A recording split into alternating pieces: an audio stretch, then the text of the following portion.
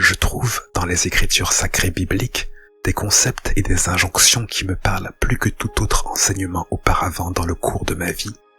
tout en y recroisant des concepts vérifiés par mes modules élémentaires de géométrie du temps. J'y trouve une nouvelle maturité, me permettant de comprendre les erreurs qui ont précipité les événements de 2011.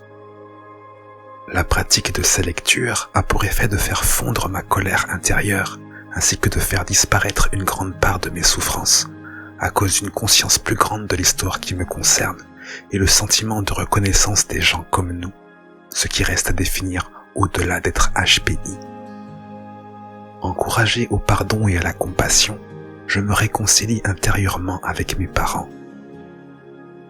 Entre-temps, un de mes deux meilleurs amis commence à me haïr, affirmant avec rage et dégoût que je suis tombé dans l'église et dans la religion.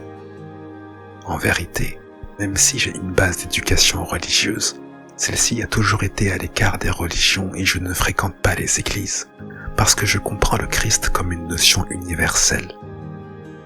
Cette période signe une naissance de ma compréhension de ces sujets par l'expérience, et à vrai dire, les personnes très religieuses ne partagent pas forcément cette connaissance. Plusieurs fois jusqu'en 2019, j'ai exploré volontairement les milieux religieux, les assemblées, les églises, pour y découvrir ce qui s'y fait, essayer de trouver dans les cultes organisés des réalités que j'ai expérimentées par moi-même pour ma part.